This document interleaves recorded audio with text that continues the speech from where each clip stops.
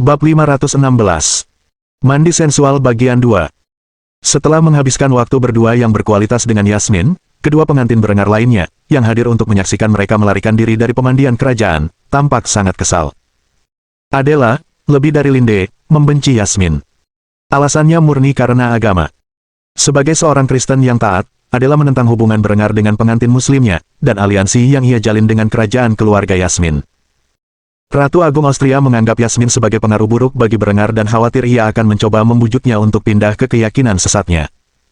Tentu saja, ia tidak tahu atau peduli bahwa Yasmin lebih sekuler daripada saleh. Maka, saat Adela melihat suaminya meninggalkan pemandian bersama pelacur moornya, ia ingin sekali menyerang wanita itu secara verbal. Namun, sebelum ia sempat bicara, Yasmin telah membuatnya semakin marah dengan pernyataan liciknya. Maka, Ratu Austria yang masih muda itu segera melarikan diri. Ia terlalu sedih untuk menghadapi akibatnya. Sedangkan Linde, ia mencamkan kata-kata Yasmin dalam hati, menyadari bahwa Adela telah merencanakan serangannya dengan sempurna. Berpegangan erat pada suaminya dengan tatapan penuh cinta, si cantik berambut merah membisikkan sesuatu di telinganya yang membuatnya kembali bergairah. Aku ingin kau melakukan padaku apapun yang kau lakukan padanya di kamar mandi.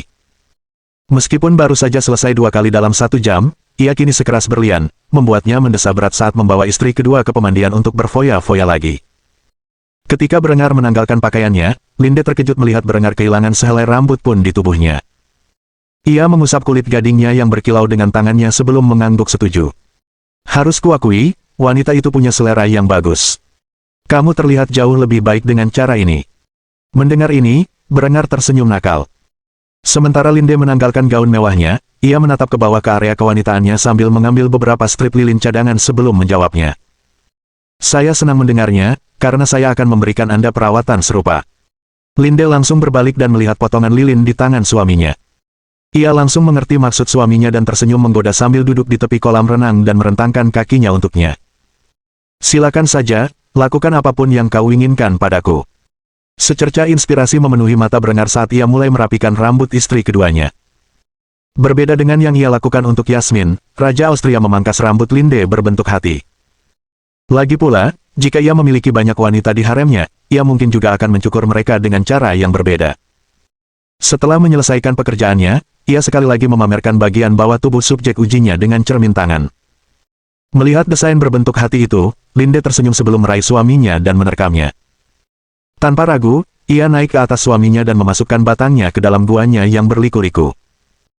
Ibu 3 anak itu mengambil alih situasi dan berulang kali berjingkrak-jingkrak di atas batang penis suaminya seolah tak ada lagi pengalaman yang lebih nikmat di dunia ini, memberi sang suami pandangan penuh ke arah bulu merah berbentuk hati yang ia kenakan saat ia semakin mendekati klimaks. Dikombinasikan dengan payudaranya yang besar dan berdada besar yang bergoyang setiap kali bergoyang, dan pinggulnya yang proporsional untuk melahirkan, berengar tak butuh waktu lama untuk ejakulasi di dalam rahim sang wanita. Namun, meskipun begitu, Linde tidak berhenti. Seperti serigala lapar yang telah menangkap seekor domba, ia terus mengangkangi suaminya sambil membungkuk dan menciumnya, membisikkan sesuatu di telinganya yang langsung membuatnya menegang lagi. Saya pikir sudah saatnya kau memberi Hans seorang adik laki-laki. Berengar terkekeh mendengarnya. Berapa banyak anak yang diinginkan wanita ini? Namun, karena wanita itu telah memintanya, ia tak akan menolaknya. Ia segera membalikkan posisi wanita itu sehingga ia berada di atas. Saat berengar melakukannya, Linde melilitkan kakinya di punggung berengar, memastikan ia tak bisa lepas saat ia menghujam bagian dalam wanita itu dengan pistonnya yang kuat. Ia tak akan berhenti sampai ia melepaskan semua benihnya yang tersisa ke dalam rahim wanita itu. Saat ia meneruskan dorongannya, Raja muda itu menghisap dada ratunya, menyebabkan ratu itu terkikik saat menggodanya atas tindakannya. Anak baik, minum susu ibu. Itu akan membuatmu besar dan kuat. Ia melakukan apa yang diperintahkan. Sementara berengar mengisap payudara Linde seolah-olah susunya adalah hal terlezat yang pernah ia rasakan, si cantik berambut merah mengerang nikmat sambil membelai rambut pirang suaminya yang disisir ke belakang, seolah-olah ia adalah anaknya. Akhirnya, pasangan itu tak mampu lagi menahan nafsu mereka, dan mereka bergetar bersama saat mencapai klimaks bersamaan. Setelah beberapa saat, berengar menarik diri. Linde mencondongkan tubuh dan memasukkan batangnya ke dalam mulut berengar, membersihkannya secara menyeluruh sebelum melompat ke bak mandi. Karena mereka semua berkeringat, ia perlu membersihkan kotoran dari tubuhnya yang bersih. Sang raja memandangi istri keduanya yang sedang mandi dan bergabung dengannya untuk mandi kedua kalinya hari itu. Setelah beberapa saat, pasangan itu keluar dari bak mandi, benar-benar kelelahan setelah pertemuan mereka. Berengar bersumpah bahwa jika Adela mendekatinya untuk mandi sensual, ia harus menolaknya. Sejujurnya ia tidak percaya ia bisa melanjutkan mandi lagi, setidaknya untuk sekitar 1 jam lagi. Saat mereka keluar dari pemandian kerajaan, Linde mencium bibir suaminya sebelum berbisik di telinganya. Sampai jumpa malam ini. Jangan lupa janjimu. Kita akan terus berjuang sampai kau memberiku anak laki-laki lagi. Berengar mendesah saat mendengar ini sebelum menganggukkan kepalanya dan membelai wanita cantik itu dengan rambut pirang stroberinya yang halus. Baiklah, aku akan menemuimu malam ini. Linde hendak melangkah pergi, namun setelah mencapai titik tertentu ia berbalik dan membuka jubah sutranya sedikit, hanya sedikit untuk memperlihatkan bibir bawahnya. Sambil melakukannya, ia menyunggingkan senyum manis sebelum berterima kasih kepada suaminya. Terima kasih atas bantuannya. Saya menantikan bantuan Anda di masa mendatang. Setelah mengatakan hal itu, dia menghilang di tikungan, meninggalkan Berengar dalam keadaan bingung. Aku bisa terbiasa dengan ini. Baiklah, sudah 2 selesai, masih 2 lagi. Setelah berjalan kembali ke kantornya, Berengar membuka pintu dan memperlihatkan Yasmin di dalamnya, duduk patuh di depan kursi kosongnya. Ketika melihat suaminya kembali, ia tersenyum sebelum bertanya dalam hati. Jadi, bagaimana dengan istri-istrimu yang lain? Dilihat dari lamanya waktu yang kamu butuhkan untuk sampai di sini, kurasa kamu bersenang-senang dengan mereka. Berengar mengangguk sambil menutup pintu di belakangnya. Sambil melakukannya, ia mengoreksi penilaian istri keempatnya. Aku bersenang-senang dengan Linde. Dia wanita yang pencemburu dan picik. Jelas, dia menginginkan perlakuan yang sama sepertimu. Sedangkan Adela, dia agak sok suci, dan harus dipaksa untuk melakukan seks berkelompok. Kalau dia sedang kesal seperti sekarang, mustahil aku bisa membujuknya untuk bergabung dengan Linde dan aku di kamar mandi. Yasmin mengangguk mendengar kata-kata suaminya. Ia meraih kemeja suaminya dan mengeluarkan sebotol anggur yang diperkaya dan 2 piala. Meskipun ia hanya menuangkan minuman beralkohol untuk Berengar, bagaimanapun juga, ia sedang hamil. Sebagai gantinya, ia menuangkan segelas air untuk dirinya sendiri.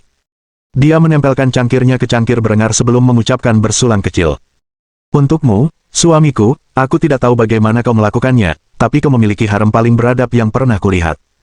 Biasanya, pertumpahan darah sudah terjadi sekarang. Berengar terkekeh mendengar ucapan itu. Ia sangat menyadari sifat brutal harem. Ia memegang erat perut istrinya yang sedang hamil sambil meyakinkannya akan kendalinya atas keluarganya. Kau tak perlu khawatir tentang itu. Aku berjanji selama aku masih hidup, tak seorang pun akan berani menyentuhmu atau anak kita. Siapapun yang mencoba melakukan hal seperti itu akan membayar harga perbuatannya dengan nyawa mereka, terlepas dari apapun posisi mereka di hatiku. Yasmin tersenyum dan mengangguk mendengar janji itu. Tidak seperti kebanyakan pria, ia cukup mengenal Berengar untuk tahu bahwa ia tak akan segan-segan menumpahkan darah salah satu istri atau anak-anaknya jika mereka berani mengincar anggota keluarga lainnya. Gadis-gadis lain juga menyadari fakta ini, dan ketakutan inilah yang menahan sifat mereka yang lebih ganas. Setelah memandang keluar jendela beberapa saat, merenungkan masa depan, Yasmin akhirnya menyuarakan kekhawatirannya. Jadi bagaimana sekarang?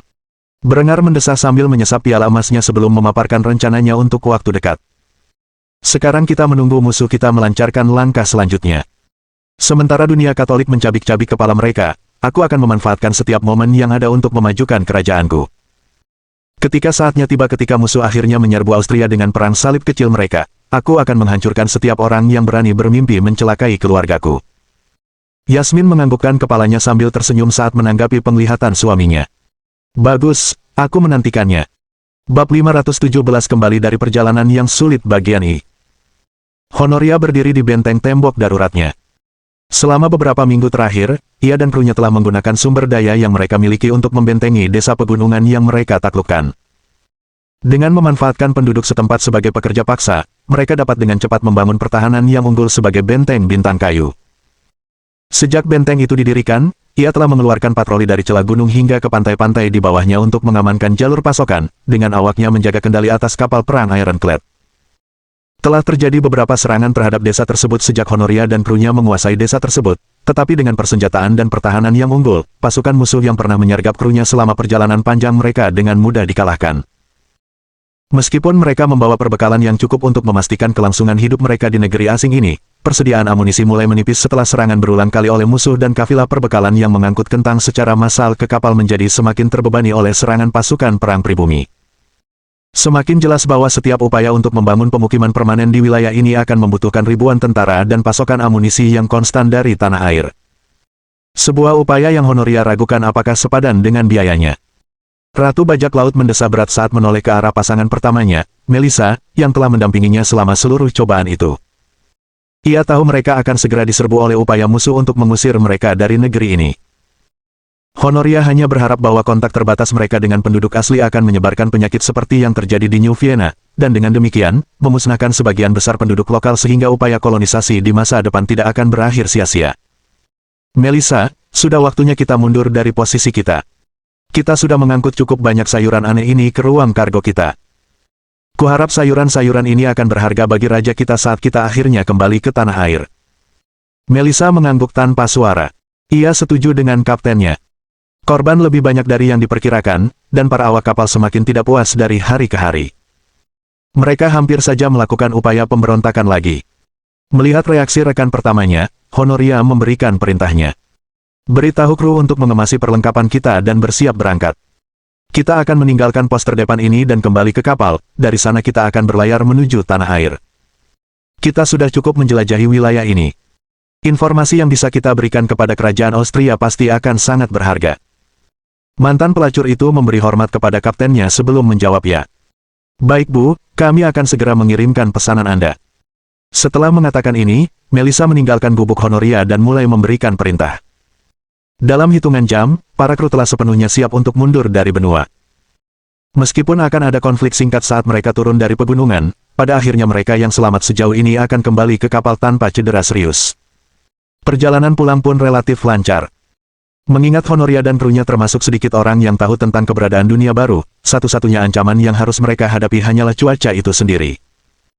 Namun, mereka tidak berlayar dengan kapal kayu, melainkan menggunakan kapal berlapis besi kedap air. Dengan demikian, mereka memastikan cuaca tidak terlalu mengkhawatirkan dibandingkan pada masa penjelajahan di kehidupan berengar sebelumnya. Setelah beberapa minggu, hari yang dinantikan akhirnya tiba bagi Honoria dan krunya untuk kembali ke tanah air. Ia segera turun dari kapal dan membantu krunya mengangkut muatan kentang ke gerbong kereta yang akan menuju ibu kota. Kepada kru lainnya, Honoria menyapa mereka sekali lagi sebelum berpisah. Sesuai janji, saya akan bernegosiasi dengan raja untuk harga informasi yang telah kita peroleh, dan kargo yang telah kita peroleh selama petualangan kita. Bagian yang sama akan diberikan kepada semua anggota kru, bagi mereka yang meninggal dalam petualangan kita. Saya berjanji keluarga mereka akan diurus. Untuk saat ini, tunggulah di Kufstein sampai Anda menerima gaji. Setelah itu, silakan lakukan apapun yang Anda inginkan sampai saya memanggil Anda lagi. Ingatlah bahwa semua yang Anda saksikan dalam perjalanan ini adalah rahasia negara, dan akan ada hukuman berat bagi siapapun yang membocorkan informasi apapun terkait temuan kami.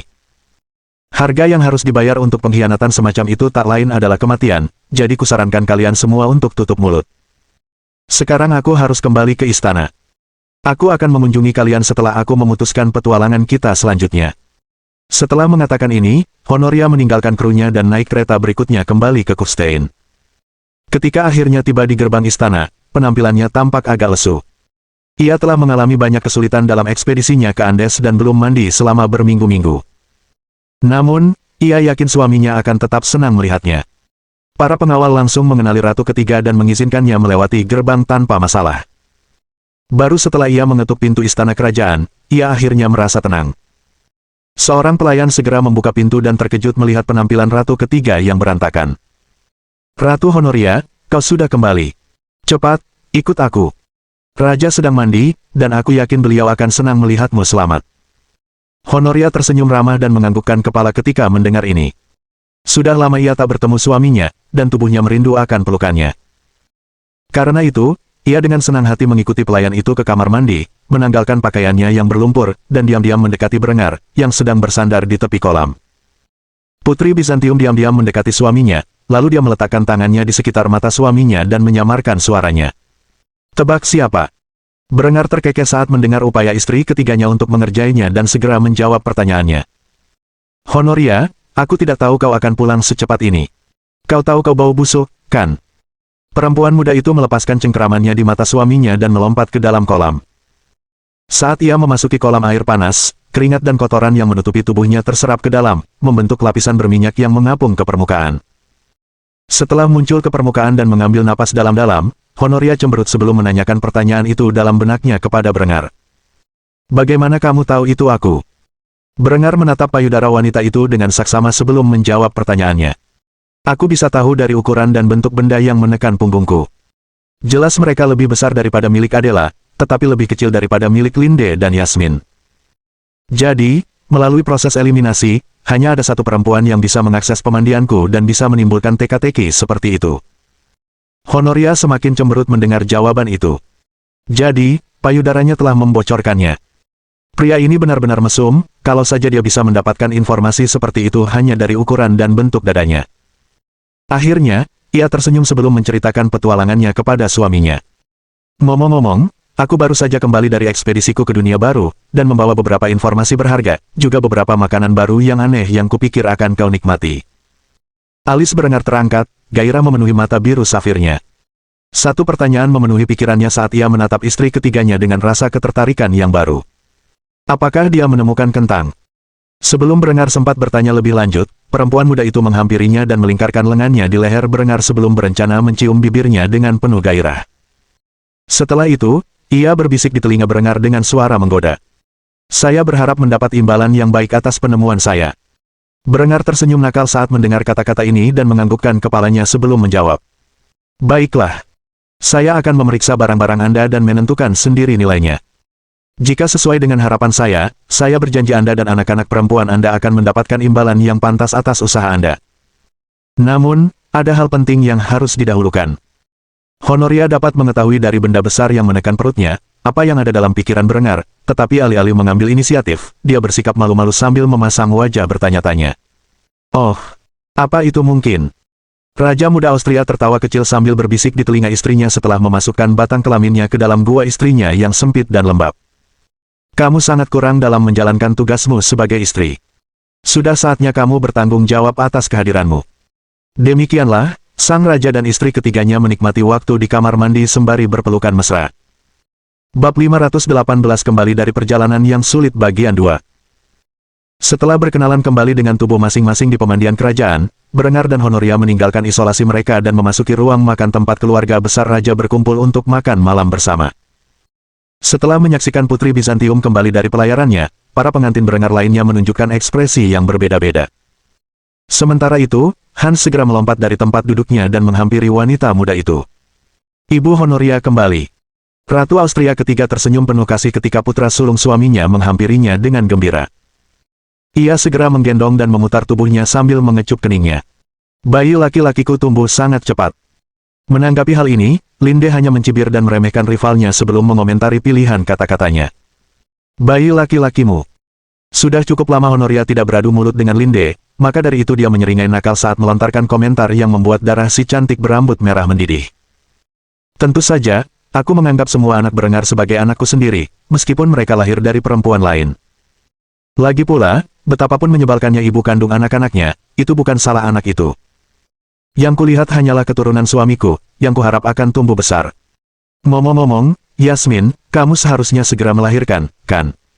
Sebelum Linde sempat menanggapi sindiran Honoria, ia telah mengalihkan pembicaraan ke orang lain, memotong pembicaraan Honoria agar tak sempat membalas.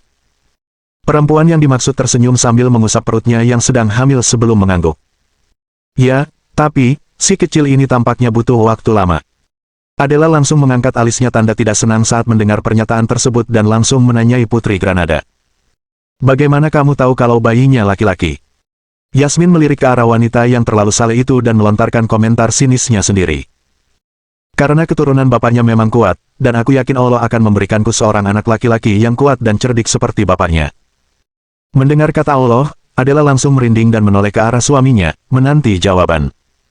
Berengar, sayangku, apakah kau rela membiarkan ajaran sesat seperti itu diucapkan di istanamu? Raja Austria terkekeh menanggapi pernyataan Ratu Agungnya sebelum memberinya pelajaran tentang toleransi. Adela, sayang, bukan aku menghakimi Yasmin tentang Tuhan yang dia sembah, itu urusan dia dan keilahiannya. Lagi pula, kurasa imanmu telah membutakanmu. Dia bukan wanita jahat seperti yang kau kira. Kalau kau kesampingkan sejenak sikapmu yang terlalu saleh itu, kurasa kau akan menyadari bahwa kalian berdua punya banyak kesamaan. Adela tidak menanggapi komentar ini dengan enteng, dan malah menolak menatap mata suaminya. Fakta bahwa suaminya akan memihak orang kafir ini, alih-alih memihaknya, membuatnya marah. Melihat ekspresi marah Adela, Berengar hanya mendesah pasrah.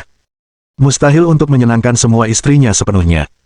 Namun, ia tidak mau tunduk pada penganiayaan agama yang dialami Adela hanya karena ia seorang Kristen yang taat. Oleh karena itu, ia mengalihkan topik pembicaraan ke kisah Honoria untuk membangun keakraban di antara mereka. Ceritakan padaku, Honoria, tentang ekspedisimu ke dunia baru. Apa yang kau lihat? Informasi apa yang telah kau kumpulkan untukku? Honoria tersenyum ketika percakapan kembali padanya. Ia dengan gembira menceritakan kisah-kisah yang telah ia temukan. Yah, tempat saya mendarat sangat berbeda dari Wina Baru. Itu adalah wilayah pegunungan yang membutuhkan banyak pendakian untuk menemukan sesuatu yang berharga. Namun, saya memastikan bahwa kartografer saya telah membuat peta yang memadai dari tanah yang kami temukan. Yang menarik adalah tidak ada upaya dari penduduk asli untuk menghubungi kami. Malah, mereka langsung menyergap kami saat pendakian. Kami sempat bertarung sengit dengan mereka, tetapi seberapapun kami memukul mundur, mereka tetap kembali lagi. Permusuhan dan kesediaan mereka untuk terlibat baku tembak dan mengusir kami adalah sesuatu yang belum pernah saya lihat sebelumnya. Kami akhirnya mulai kehabisan ransum, tetapi alih-alih kembali ke kapal dan menyerah, para pengintai saya menemukan sebuah desa yang kami rebut sendiri dengan sedikit usaha. Akhirnya, kami meminta penduduk setempat untuk membangun benteng bintang kecil dari kayu di sekitar desa dan secara teratur mengirim pengintai untuk memetakan lebih banyak wilayah tersebut. Mengenai apa yang kami temukan, sayangnya tidak ada perak atau emas, tetapi kami menemukan produk makanan baru yang sungguh lezat jika dimasak dengan benar. Kami menumpuk seluruh stok sayuran desa ini ke dalam kargo kami. Sebelum kami kembali ke tanah air, sayuran-sayuran itu akan segera tiba dengan gerbong kereta. Sementara itu, saya punya sampelnya. Setelah mengatakan ini, Honoria merogoh tasnya dan mengeluarkan sebuah kentang yang agak besar sebelum meletakkannya di atas meja. Mata Berengar terbelalak kaget saat menyaksikannya. Sudah sekitar 6 tahun sejak ia pertama kali bereinkarnasi ke dunia ini, dan hingga kini hanya ada dua hal yang ia rindukan dari kesehariannya. Yaitu kentang dan coklat. Dengan penemuan ini, Berengar akhirnya bisa membuat banyak hidangan Jerman lezat yang tidak ada di kerajaannya. Raja Austria muda itu harus mengambil waktu sejenak untuk menenangkan pikirannya dan menenangkan suaranya sebelum ia bertanya lebih lanjut kepada Honoria mengenai masalah ini. Berapa banyak sayuran asing ini yang kamu bawa? Honoria memikirkannya sejenak sebelum memberikan perkiraan angka kepada suaminya. Ribuan, selain sarana untuk menanamnya, penduduk desa tidak mengerti bahasa kami, tetapi dengan paksaan, mereka mengajari kami melalui isyarat cara menanamnya, jadi kami membawa pulang sarana untuk menanamnya di ladang kami juga. Berengar tertegun mendengarnya. Ia merasa seperti akan terkena serangan jantung karena terlalu bersemangat. Ia meluangkan beberapa menit untuk menenangkan diri, yang tak luput dari perhatian istri-istrinya, terutama Honoria. Honoria tahu bahwa meskipun belum pernah melihat sayuran ini sebelumnya, ia tahu persis apa itu. Namun, ia tidak tahu bagaimana pria itu tahu, dan ia juga tahu pria itu tidak akan menjelaskannya tentang hal itu. Karena itu, ia terpaksa tersenyum sebelum diam-diam mencoba membujuk pria itu untuk menjawab rahasianya. Jadi, apa yang harus kita beri nama pada benda-benda ini? Berengar berpura-pura memikirkannya sejenak sebelum memberi mereka nama yang sama dari kehidupan masa lalunya. Bagaimana dengan kentang? Alis Honoria berkedut saat mendengar ini. Ia tidak tahu apa itu kentang, atau apa arti kata itu, tetapi kedengarannya bukan seperti kata Jerman. Hal ini langsung membuatnya semakin penasaran tentang apa yang disembunyikan Berengar. Namun, ia tahu lebih baik daripada bertanya terus terang dan malah mengangguk setuju. Baiklah, kita sebut saja kentang. Menurut perkiraanmu, berapa harganya? Raja Austria tidak bodoh. Ia tahu Honoria telah menduga bahwa ia tahu lebih banyak daripada yang diungkapkannya, dan bagaimana ia tahu hal-hal ini, sehingga ia berusaha mengecoh Honoria dengan tidak segera memberinya jawaban. Kita harus bereksperimen dengan kentang-kentang ini untuk melihat manfaatnya yang paling efektif, tapi setidaknya aku bisa memberimu harga taler Austria yang pantas. Jika ternyata harganya lebih mahal dari yang kita periksa sebelumnya, aku bisa membayarmu dan krumu dengan cicilan lebih lanjut dari harga baru itu. Honoria menyeringai mendengar jawaban suaminya. Pria itu pandai berpura-pura, seolah-olah tidak tahu jawaban atas pertanyaan-pertanyaannya. Pernyataannya juga cukup masuk akal. Jika ia tidak begitu mengenalnya, mungkin ia akan mempercayai perkataannya. Akan tetapi, dia mengenal Berengar lebih dari kebanyakan orang, mungkin hanya Linde, Adela, dan Henrietta yang mengetahui tingkah laku dan jalan pikirannya lebih baik darinya, sehingga dia dan orang lain di meja itu tahu bahwa Berengar menyembunyikan sesuatu. Meskipun para perempuan yang berkumpul di meja itu memiliki sentimen yang sama, tak seorang pun berani mempertanyakannya tentang upaya yang jelas-jelas untuk membelokkan rahasia tersembunyinya ini. Mereka tentu tak ingin Berengar terpojok dan membiarkannya mengamuk. Dengan senyum sederhana di wajah Honoria, ia menyodok dada Berengar dan mengganti topik pembicaraan. Ia telah mendapatkan semua jawaban yang bisa ia dapatkan saat ini, jadi ada hal lain yang perlu dipikirkannya. Ayah, maukah kau menghabiskan malam bersamaku? Aku sangat merindukanmu. Berengar terkekeh saat mendengar ini, dia telah menghabiskan lebih banyak waktu dengan istri-istrinya yang lain akhir-akhir ini, dan meskipun dia baru saja berhubungan intim dengan Honoria di kamar mandi, fakta bahwa Honoria membawa pulang kentang membuatnya mendapat simpati darinya, dan dia lebih dari bersedia memberi penghargaan kepada wanita itu atas usahanya, jadi dia menganggukkan kepalanya sebelum menjawab. Tentu saja. Lagi pula, aku perlu memberimu hadiah atas usahamu. Mendengar hal itu, para pengantin raja lainnya langsung cemburu, kecuali Yasmin. Ia tahu bagaimana berbagi dengan seorang pria, dan sejujurnya, ia sudah kelelahan secara fisik karena semua keintiman yang ia lalui bersama suaminya selama beberapa minggu terakhir. Pria itu memiliki stamina bagaikan singa, dan ia tak bisa memuaskannya sendirian. Jadi, setelah selesai makan bersama sebagai satu keluarga, Berengar dan Honoria akan pergi ke kamar tidur kerajaan, tempat mereka akan terlibat dalam segala jenis keintiman. Bab 519 Upacara Minum Teh. Hans duduk di kamarnya mengelilingi sebuah meja kayu kecil. Di hadapannya duduk para putri Bohemia dan Polandia yang telah menjadi anak asuh Berengar, dan dalam banyak hal, mereka adalah dua sahabat yang dimiliki anak laki-laki itu. Veronica memang jauh lebih tua daripada Pangeran Austria, tetapi Natalia seusia dengannya. Ketiga pemuda itu sedang menikmati sedikit susu dan kue sambil makan malam bersama. Sejak Natalia tiba di Kufstein, ia kesulitan beradaptasi. Namun, Hans selalu mendampinginya, menjadi pendengar yang baik dan tempat bersandar untuknya menangis. Hans mungkin masih muda, tetapi ia telah belajar banyak tentang menghadapi lawan jenis dari tindakan ayahnya, dan memanfaatkan waktu ini untuk mempererat hubungannya dengan kedua gadis itu, sepenuhnya menyadari rencana orang tuanya untuk mereka.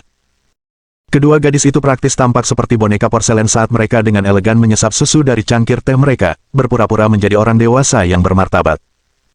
Bagi Pangeran Austria, hal ini menggelikan, tetapi meskipun demikian, ia tidak menegur gadis-gadis itu atas perilaku mereka yang terlalu formal. Sebaliknya, ia menggigit salah satu kue Lebkuchen yang ada di piringnya sambil membaca buku tentang sejarah Jerman. Pangeran Austria ini sangat berbakat, bahkan menurut standar modern, sehingga ia dianggap jenius. Meskipun baru berusia 5 tahun, ia sudah bisa berbicara dalam kalimat lengkap, bahkan menggunakan bahasa metaforis. Ia bisa membaca, menulis, dan berhitung dasar. Selain studi akademisnya, ia juga belajar piano di bawah bimbingan Adela, hingga ia bisa memainkan lagu-lagu dasar. Bukan hanya di bidang akademik dan seni saja sang Pangeran Austria unggul. Setelah pengalaman hampir matinya, ia menjalani pelatihan harian dalam pertarungan tangan kosong, dan menunjukkan bakat alami dalam atletik. Sedemikian rupa sehingga bahkan Berengar pun terkejut dengan kemajuan anak itu. Saat itu ia sedang mempelajari sejarah bangsa Jermanik sesuai dengan yang ditulis Tacitus. Saat ia mempelajari sejarah kuno ini, putri Polandia berambut pirang kemerahan itu berteriak kesal. Jelas, ia kesal karena sahabat kecilnya tidak memperhatikannya. Hans, jahat banget. Jangan cuma baca, perhatikan aku juga. Meskipun Natalia protes, Hans tidak mengalihkan pandangannya dari bukunya, malah menjilati jarinya dan membalik halaman dengan hati-hati. Sambil melakukannya, ia merespons dengan nada tabah dan suara kekanak-kanakannya. Tidak sepertimu, aku bisa melakukan dua hal sekaligus. Kaulah yang tetap diam. Jika ada yang ingin kau bicarakan, silakan saja. Tidak ada yang menghentikanmu. Ekspresi puas di bibir anak laki-laki itu saat ia mencemooh kecerdasannya yang superior membuat gadis muda itu kesal. Meskipun Hans dan Veronica adalah dua sahabatnya di istana yang luas ini, ia tidak menyukai sikap arogan yang selalu ditunjukkan anak laki-laki itu. Maka, tidak mengherankan jika ia mengamuk seperti anak kecil. Hanya karena kamu bisa membaca buku-buku besar itu tidak berarti kamu lebih pintar dariku. Senyum merendahkan terukir di bibir Pangeran Austria saat mendengar pernyataan kekanak-kanakan ini. Ia tahu betul dirinya jauh lebih cerdas daripada sang putri muda, tetapi ia tak akan pernah mengatakannya secara terbuka. Ia telah belajar banyak dari mengamati interaksi ayahnya dengan istri-istrinya. Karena itu, ia tahu lebih baik daripada secara terbuka menyatakan superioritasnya kepada seorang perempuan. Namun, mundur dari tantangan intelektual seperti itu tidak pantas bagi seorang pangeran seperti dirinya, sehingga Hans mendesah sebelum meletakkan bukunya dan menatap gadis muda itu dengan rasa superioritas. Tanggapannya terhadap klaim gadis itu bahwa ia setara dalam hal kecerdasan adalah sikap merendahkan. Natalia, Sayangku, aku tak pernah sekalipun mengklaim aku lebih pintar darimu. Mungkin kau membuat tuduhan seperti itu karena rasa rendah dirimu sendiri. Putri Polandia itu hanya memiliki pemahaman dasar bahasa Jerman. Dikombinasikan dengan usianya yang masih muda, ia sama sekali tidak mengerti setengah dari apa yang dikatakan Hans kepadanya. Meskipun demikian, gadis muda itu menolak untuk mengakui kekalahan dan menatap Veronica dengan tatapan memohon. Saat itu, Putri Bohemia sangat menyadari bakat yang dibawa Hans sejak lahir, dan tidak akan menantang kecerdasannya secara terbuka. Ia hanya bisa memandang Natalia dengan iba. Putri Polandia itu telah menggali kuburnya sendiri dengan menantang seorang jenius muda seperti Hans. Ketika melihat bahwa ia tidak mendapat dukungan apapun, Natalia pun menangis dan lari terbirit-birit karena kalah, meninggalkan satu kalimat sederhana saat ia melarikan diri dari ruangan itu. Hans, dasar bodoh. Setelah menghilang dari jangkauan pendengaran, Veronica mendesah sebelum menanggapi komentar kejam sang pangeran. Apa kau harus sekeras itu padanya? Dia masih anak-anak. Menanggapi komentar itu, Hans hanya terkekeh sambil menyesap susunya. Setelah itu, ia menyeka mulutnya dengan serbet sebelum menjawab. Kau bilang begitu seolah-olah kami berdua bukan anak-anak juga. Lagi pula, dia keterlaluan. Harus ada yang menegurnya. Veronica tidak menanggapi hal ini. Sulit menegur anak laki-laki itu karena usianya sama dengan Natalia. Meskipun Hans secara intelektual lebih unggul daripada Putri Polandia, ia masih belum dewasa secara emosional, dan cenderung bersikap picik. Satu-satunya cara untuk menyentuh hati anak laki-laki itu adalah dengan membuatnya memikirkan masa depannya. Kalau kamu memang pintar, kamu pasti tahu rencana orang tuamu untukmu dan gadis itu. Suatu hari nanti, dia akan menjadi istrimu, dan dia akan mengingat kesombongan yang kamu tunjukkan di masa mudamu. Apa kamu tidak takut dengan konsekuensi dari perkataanmu? Hans hanya terkekeh menanggapi komentar ini sebelum menanggapi dengan cengiran puas. Aku tahu betul rencana orang tuaku untuk kita berdua, tapi bukankah kau juga termasuk di dalamnya? Atau mungkin kau sudah punya perasaan terhadap ayahku?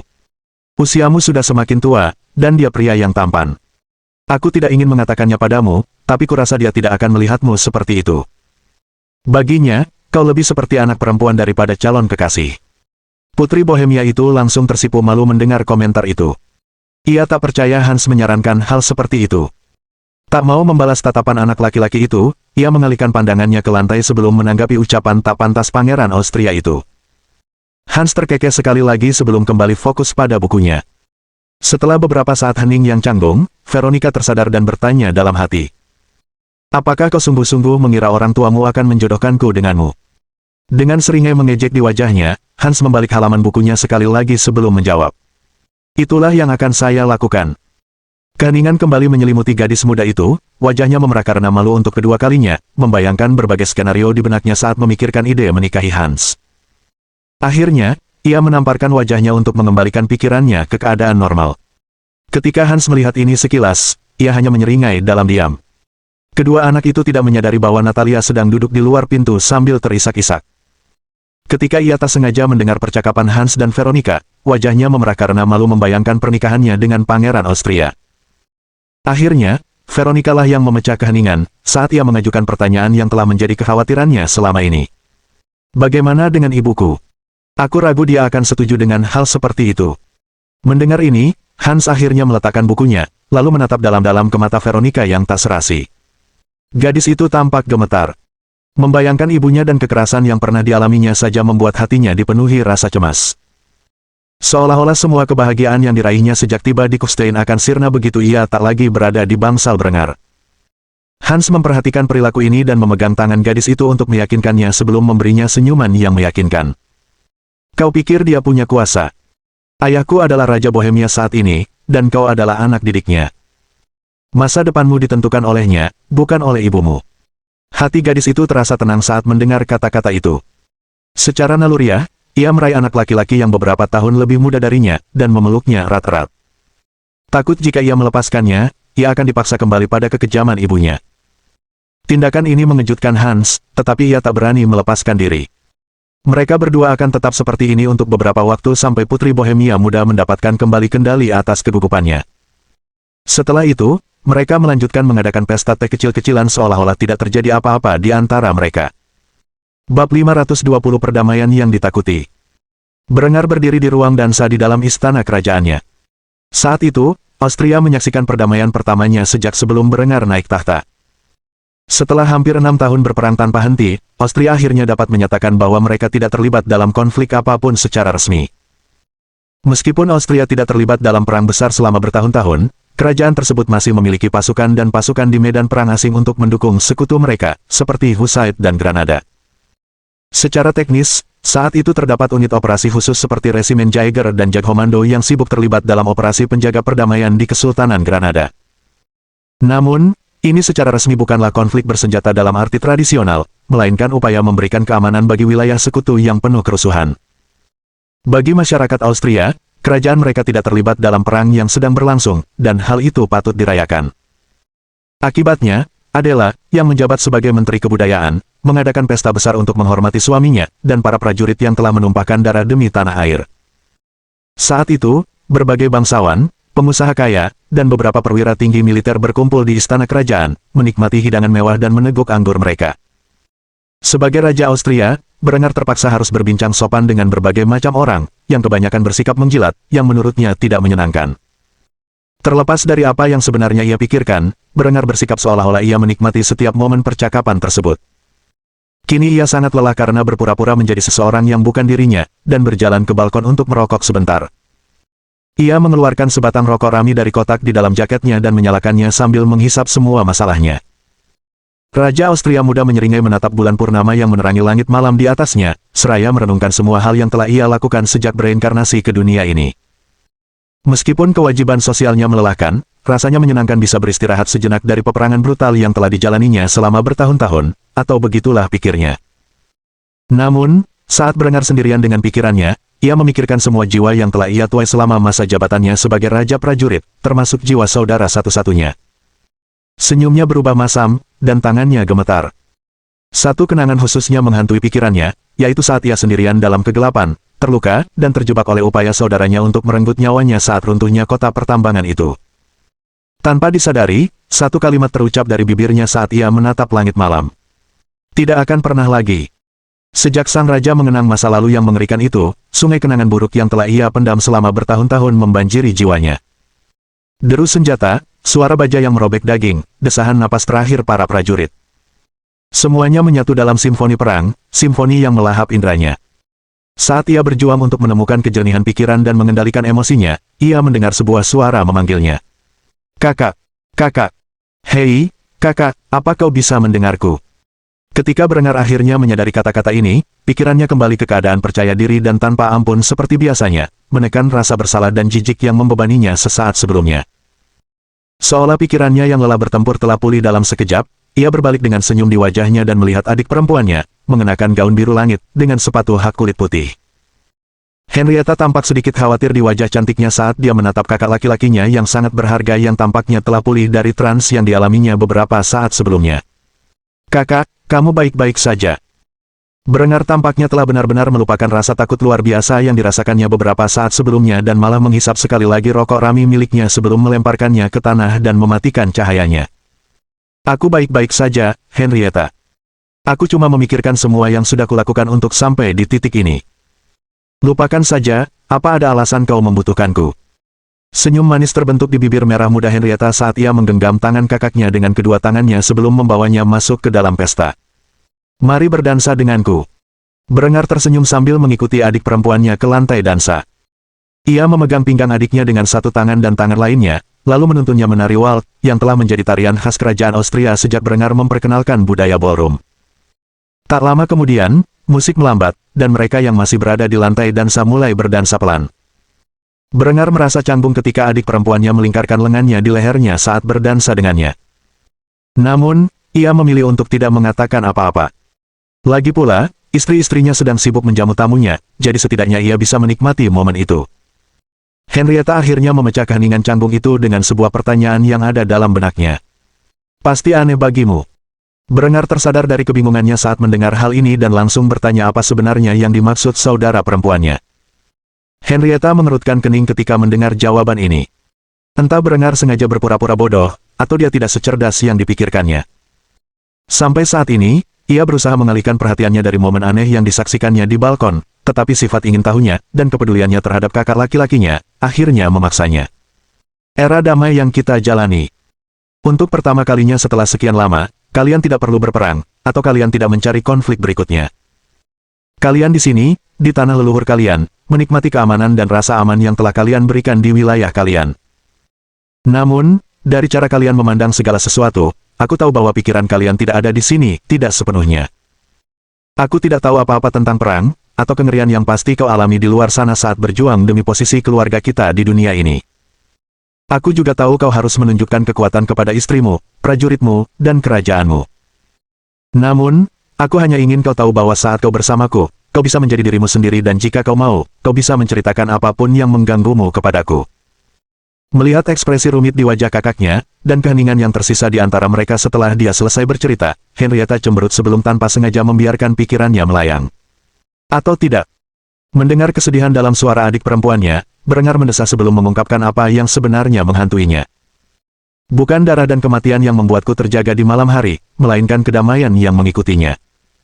Henrietta tampak bingung di wajah cantiknya saat ia meminta klarifikasi atas pernyataan saudaranya.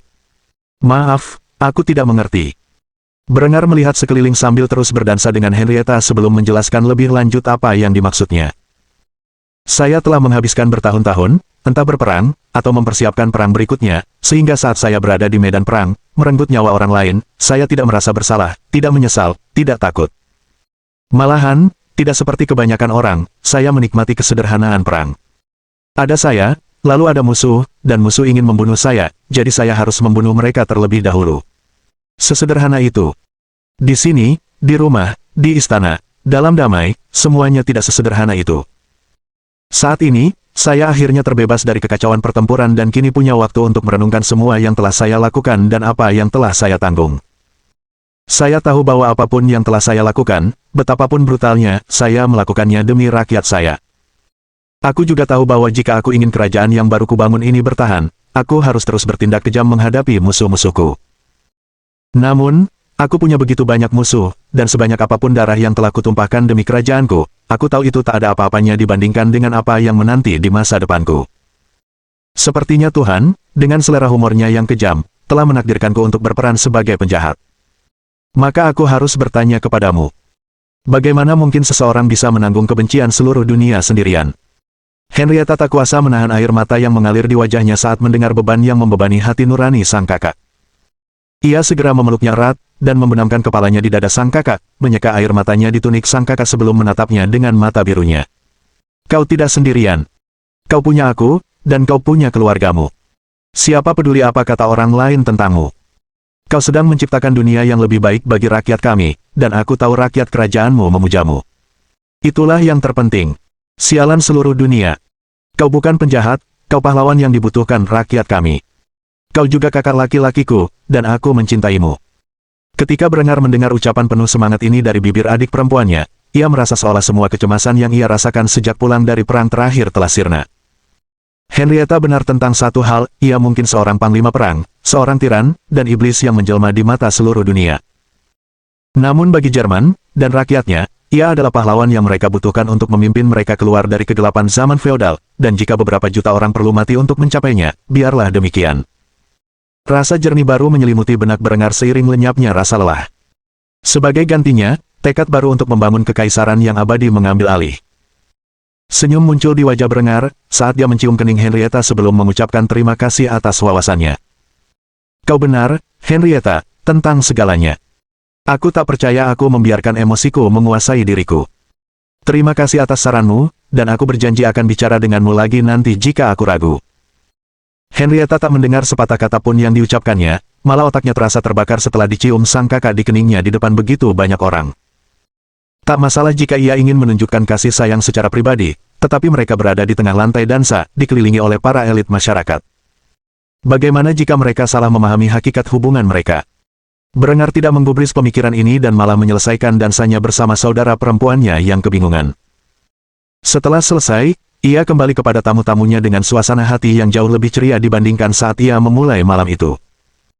Mohon dukungan dari Om ante-ante sekalian, buat subscribe atau sharekan novel Mimin ke Facebook kalian, agar channel Mimin bisa terus berkembang. Dengan begitu, Mimin bisa lebih semangat untuk up novel seru lain ke depannya. Buat teman-teman yang sudah subscribe dan sharekan novel Mimin, Mimin ucapkan terima kasih sebanyak-banyaknya. Sekiranya teman-teman menghadapi masalah video diputar dalam bahasa Inggris, coba tukar kepada bahasa Indonesia original melalui cara ini. Semasa mendengarkan, pencet tombol setting di atas kanan video, pilih audio track dan tukar bahasa.